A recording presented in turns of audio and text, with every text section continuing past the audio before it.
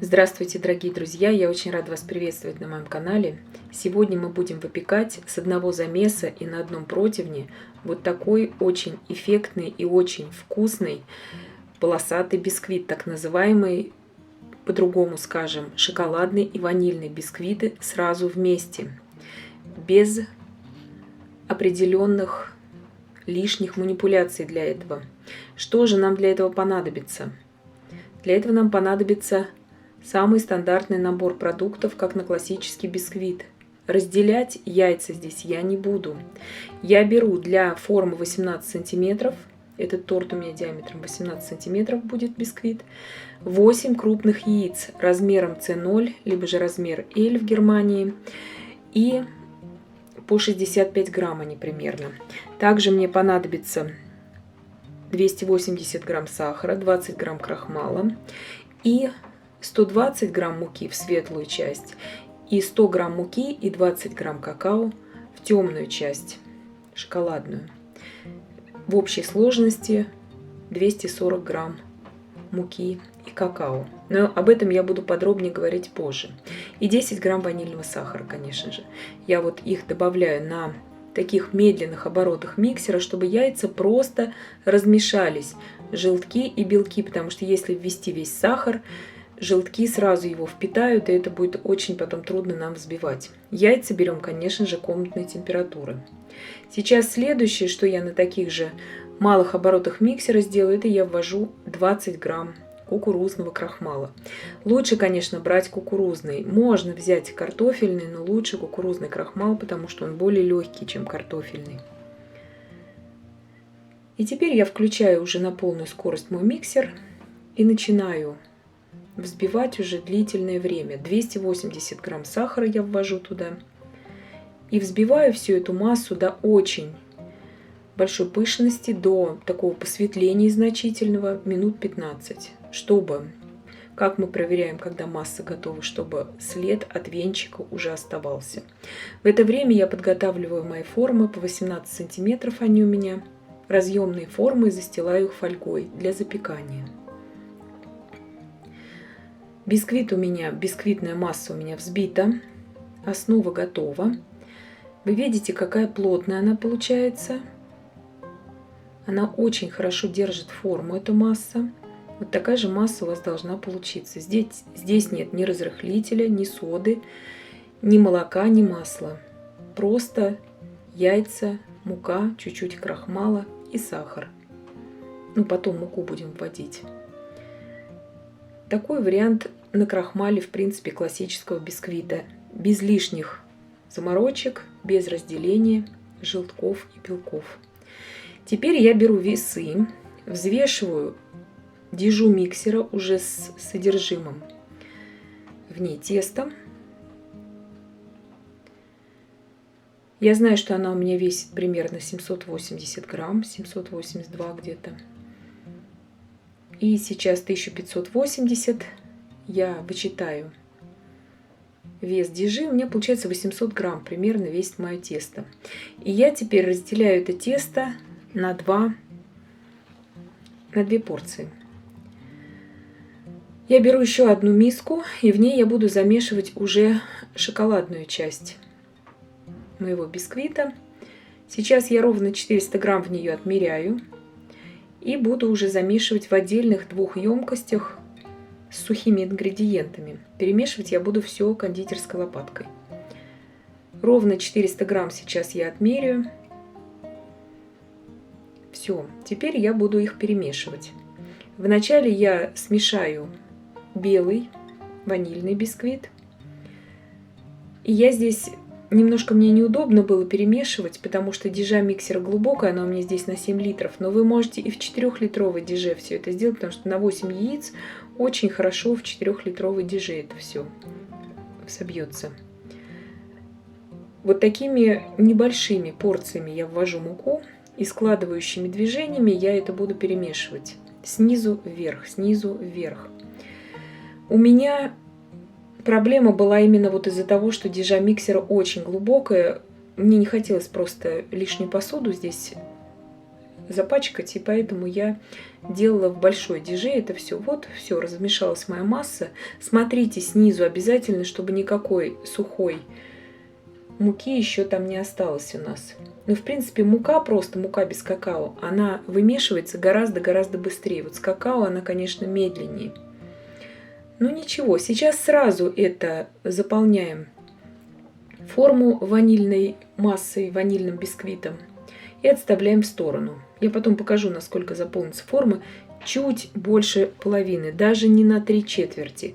И поднимется у нас, потому что я уже к прямоугольному бисквиту в описании под видео я давала раскладку на все формы. И вот поднимется, вы сами убедитесь, что на 4 яйца, в принципе здесь, так как это ровно половина от нашего теста, на 4 яйца получается идеально форма на 18 сантиметров и высотой 8,5 сантиметров. Идеально вровень получается у этой формы. До верха достает ровный бисквит. Потом посмотрите, когда он у нас выпечется. Итак, вот это мы заполнили, отставляем в сторону и теперь начинаем вымешивать нашу шоколадную смесь. Здесь я беру хорошо просеянная у меня мука с какао, 100 грамм муки и 20 грамм какао. Это на 4 яйца. Все это будет очень точно и подробно описано в описании к данному видео. На что здесь нужно сразу обратить внимание. Любая масса с какао вымешивается всегда немножко сложнее, чем просто пшеничная мука. Поэтому мы со дна берем всю эту массу и обязательно ее, как бы вот видите, как бы растрясаем вот так вот немножко лопаткой и смотрите, сколько там непромесов еще. Поэтому обязательно снизу образовываются такие пустоты, и в эти пустоты набивается эта сухая смесь. Почему-то с какао всегда это происходит. Потому что, конечно же, другой состав совсем у какао, нежели у пшеничной муки.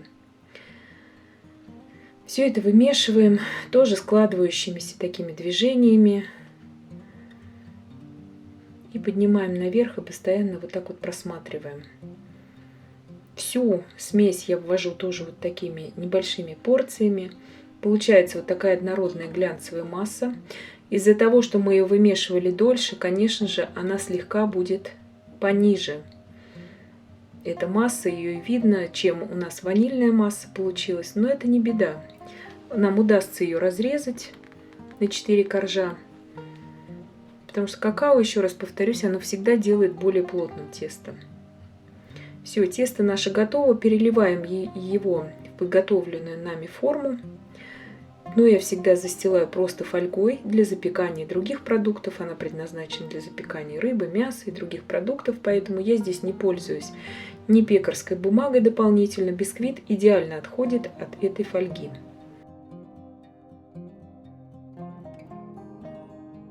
И видите, сейчас уже видно, что какао, именно бисквит из какао у нас получается немножко поменьше. Именно из-за того, что он дольше вымешивается. Поэтому, пожалуйста, будьте уже к этому готовы. Но удастся нам разрезать на 4 коржа его также. Сейчас мы ставим в разогретую до 175 градусов духовку. 175 градусов Цельсия, конечно же.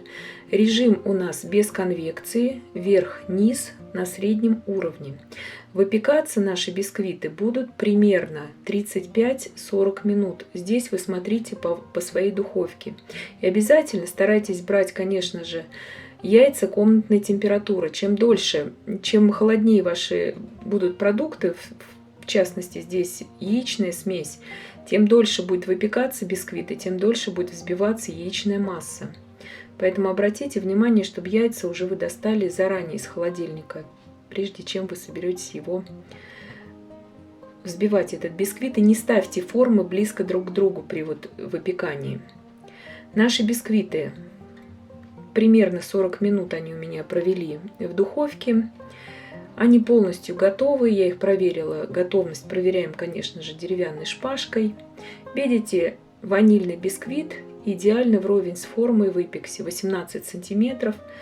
Он совершенно плоский, сейчас он у меня еще отстоится. Здесь у горячего, форма очень горячая сейчас, у горячего бисквита, у шоколадного, есть еще небольшой такой бугорок, но он потом весь уберется.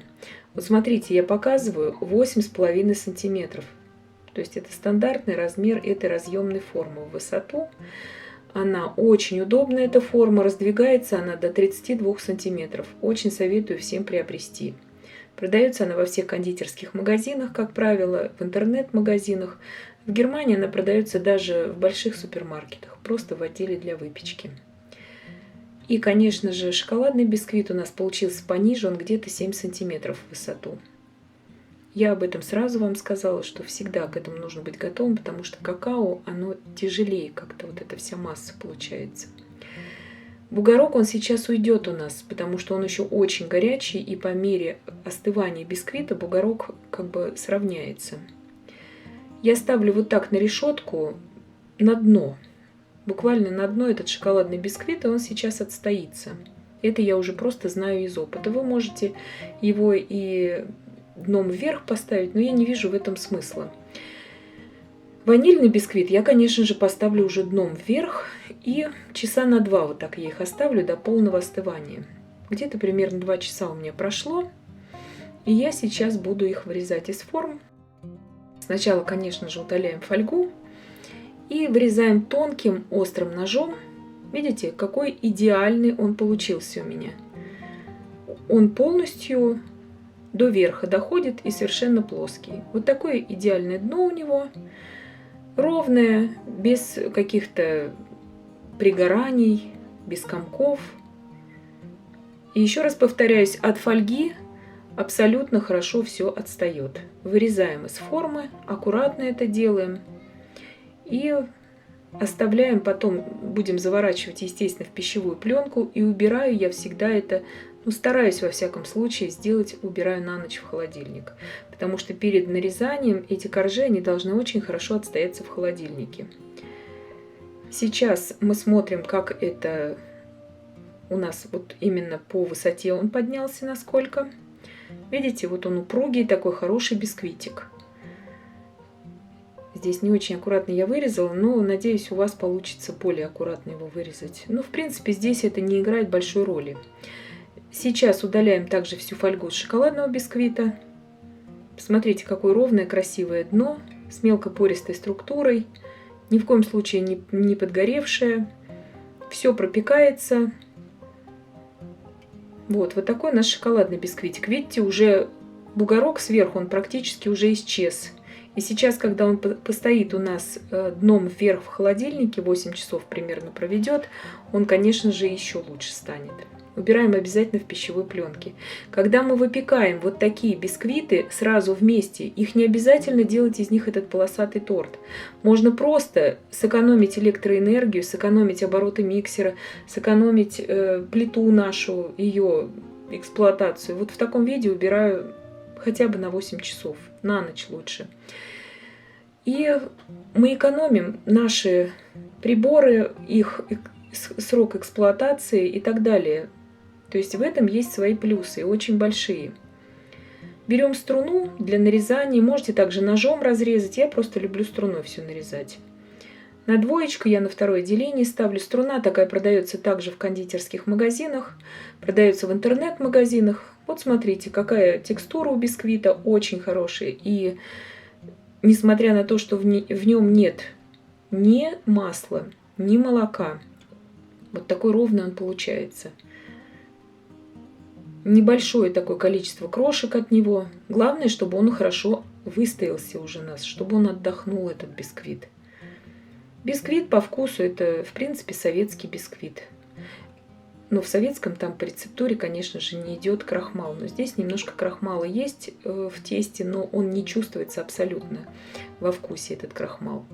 Здесь я разрезаю на 4 равных коржа, и у меня остается такой срезик сверху. В принципе, его потом можно в прослоечку тоже в какую-то пристроить.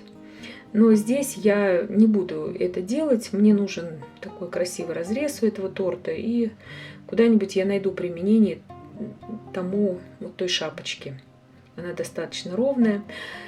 Здесь также на двоечке у меня остается деление струны. И я нарезаю также и шоколадные коржи. Они абсолютно все пропеченные. Посмотрите, какая структура. Очень приятная. И это не имеется здесь ни масла, ни разрыхлителя, ни молока в этом бисквите. Он низкокалорийный, этот бисквит, по сути, потому что в нем нет никаких жиров особых, кроме желтков, да, кроме тех жиров, которые содержатся в желтках. И, конечно же, этому бисквиту нужна будет пропитка, когда мы будем собирать торт. Разрезаем вот так вот все. И на 4-й корж тоже у нас получится его вырезать. Вот такой вот небольшой обрезочек у нас останется от него. Здесь, конечно, с 4-м коржом всегда нужно быть аккуратней. И все-таки мы уложились. Вот смотрите, вот такие вот красивые ровные коржики у нас получились. Их также можно, не обязательно их вот такими полосатым таким вот рисунком укладывать. Их также можно, допустим, сделать низ торта ванильный, а верх торта шоколадный, допустим, для тех гостей, которые любят или ванильный, или шоколадный. Либо же разрезать на такие половинки наши коржи и полтортика собрать высокого ванильного и полтортика шоколадного. Такое тоже когда-нибудь сделаем. Либо же просто сэкономить энергию и эксплуатацию своих приборов кухонных и испечь сразу 2 бисквита вместе. То есть я считаю, что такие бисквиты – это незаменимы в нашем деле. Я очень надеюсь, что данное видео всем было полезным, познавательным. Подписывайтесь на мой канал. Нажимайте на колокольчик, чтобы не пропускать выхода новых моих видео. Пишите комментарии, ставьте лайки. И я очень-очень желаю всем больших-больших успехов. И до встречи в новых видео.